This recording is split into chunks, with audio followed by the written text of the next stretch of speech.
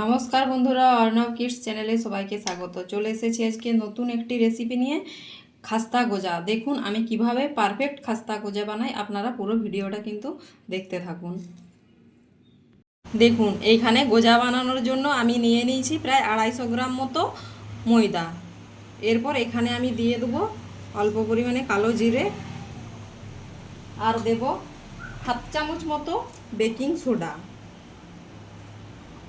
দেখুন হাফ চামচ মতো বেকিং সোডা এখানে আমি দিয়ে দিলাম। আর দেব ময়ানের জন্য এখানে আমি ঘি ব্যবহার করব। আপনারা চাইলে সাদা তেল কিংবা ডালডা ব্যবহার করতে পারেন। খাস্তা গোজা বানানোর জন্য ময়ানটা একটু বেশি করেই দিতে হবে। এখানে আমি প্রায় দিয়ে দেবো 4 চামচ মতো ঘি।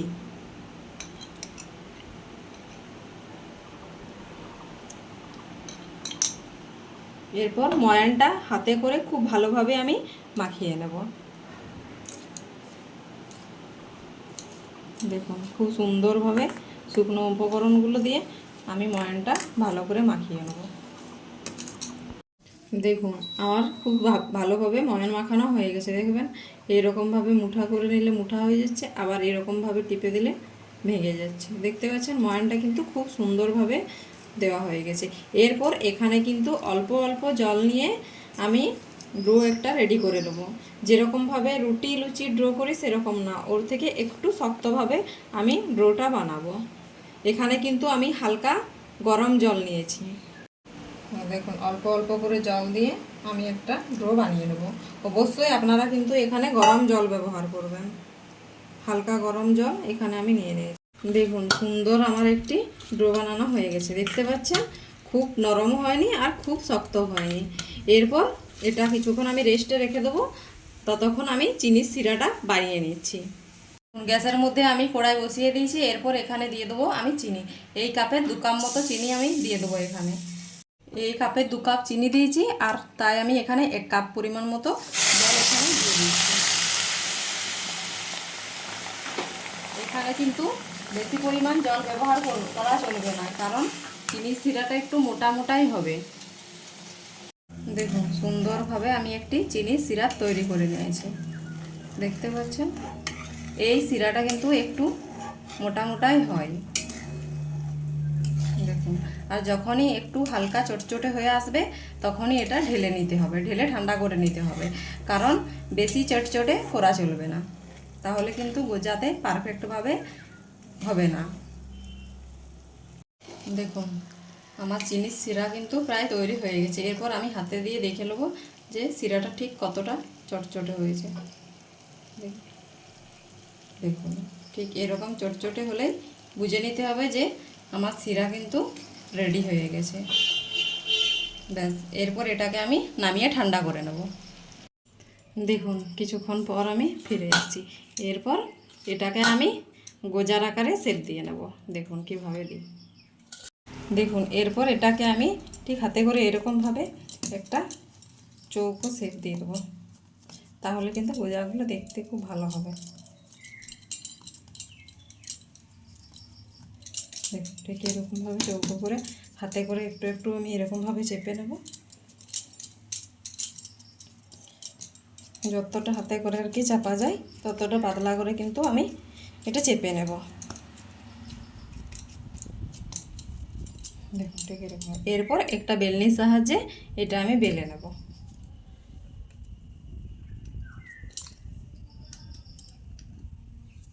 দেখুন সুন্দরভাবে আমি কিন্তু এটা বেলে নিচ্ছি।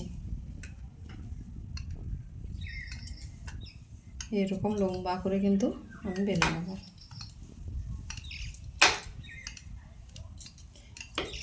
এরপর এটা আমি মধ্যেখান থেকে একটা ছুরির সাহায্যে কেটে নেব। দেখুন ছুরির সাহায্যে আমি মধ্যেখান থেকে কিন্তু কেটে নিচ্ছি এরকমভাবে দুটো সমান করে। এরপর এটাকে নিয়ে আমি এর উপরে চাপিয়ে দেব। এরপর হাতে করে আমি চেপে দেবো, কিন্তু এখানে দুটো মুখ কিন্তু বন্ধ করতে হবে। সুন্দরভাবে এরকমভাবে হাতে চেপে চেপে দুটো মুখ একবারে বন্ধ করে দিতে হবে, না হলে কিন্তু গোজা ভাজার সময় মধ্যেখান থেকে ফেটে যাবে। তাহলে কি খুব ভালোভাবে আমি 4-5টা মুখ কিন্তু বন্ধ করে দিচ্ছি। দেখুন এইভাবে আমি 3-4টে লেয়ার কিন্তু একই রকমভাবে বানিয়ে নেবো। দেখুন দেখুন সুন্দরভাবে আমি কিন্তু মুখটা চেপে দিয়েছি। এরপর আবার এরকমভাবে আমি বেলনির সাহায্যে বেলে নেব, একই রকমভাবে লম্বাভাবে কিন্তু আমি বেলে নেব। দেখুন এবারে আমি আর লম্বা লম্বাভাবে কাটবো না, ঠিক এরকমভাবে মধ্যেখান থেকে আমি কেটে দেবো। এটা এরপর আমি এর মধ্যে দিয়ে দেবো, ঠিক আবার একই রকমভাবে আমি মুখগুলো বন্ধ করে দেবো সুন্দরভাবে। দেখুন দেখুন সুন্দরভাবে আমি মুখগুলো বন্ধ করে নিয়েছি। এরপর বেলুনের সাহায্যে হালকা করে আমি বেলে নেব, তারপর আমি মধ্যেখান থেকে কেটে গোজার আকারে শেপ দিয়ে দেবো। ব্যাস আমি এভাবে 3-4টে লেয়ার কিন্তু বানিয়ে নিয়েছিলাম। দেখুন সুন্দরভাবে এরপর আমি কেটে নেবো, এটা গোজার আকারে শেপ দিয়ে দেবো।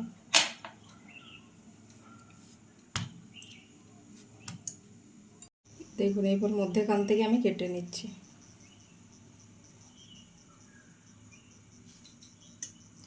দেখুন গোজার লেয়ারটা আমি ঠিক কতটা রেখেছি। এই দেখুন গোজা একটু মোটা মোটা হয়, আর দেখতে পাচ্ছেন লেয়ারগুলো কত সুন্দর বোঝা যাচ্ছে। এরপর একটা একটা করে আমি কেটে নেব। দেখুন গোজাটা সমান করার জন্যে একটা টুকরো কেটে আমি এখান থেকে বাদ দিয়ে দিচ্ছি। এরপর আমি গোজার আকারে কেটে নিচ্ছি।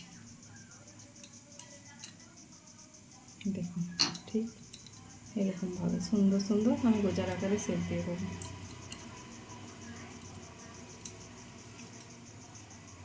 দেখতে পাচ্ছেন আমার গোজাগুলো কত পারফেক্ট হচ্ছে, লেয়ারগুলো দেখুন। দেখুন আমি কড়াইয়ের মধ্যে তেল গরম করতে দিয়ে দিয়েছি, তেল কিন্তু আমার প্রায় গরম হয়ে এসেছে।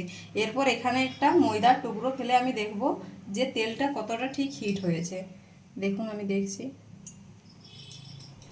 এই দেখুন আমার একটু একটু বুদবুদ হয়ে উপরে উঠে আসছে। ঠিক এই রকম যখন বুদবুদ করবে তখন আপনাকে গোজাগুলো এখানে দিয়ে দিতে হবে। দেখুন আমি এই গোজাগুলো সুন্দরভাবে কেটে রেখেছি, এরপর এখানে একে একে আমি গোজাগুলো দিয়ে দেবো তেলের মধ্যে।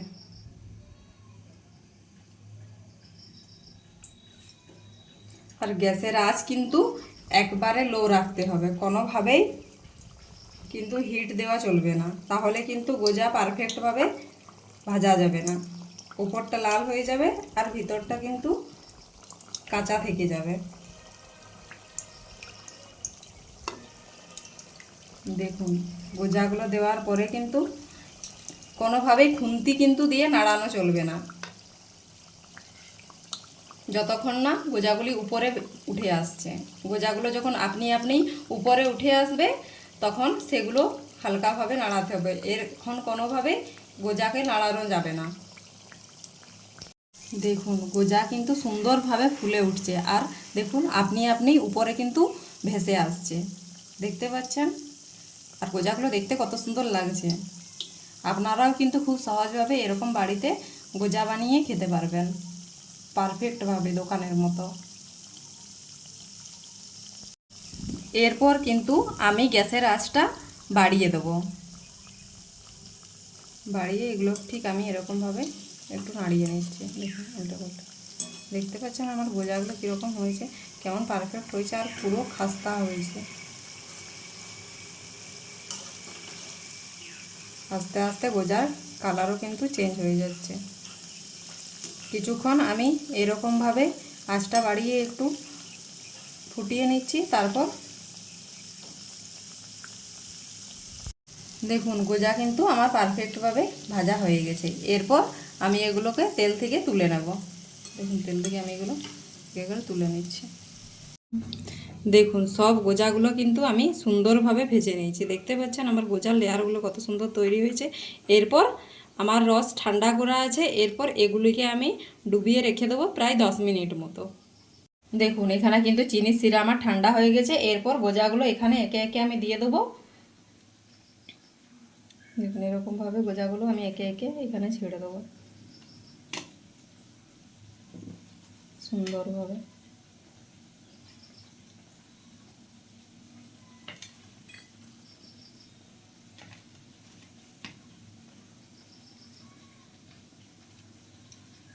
ব্যাস, এরপর এগুলো আমি হালকাভাবে নাড়িয়ে নেব এরকমভাবে।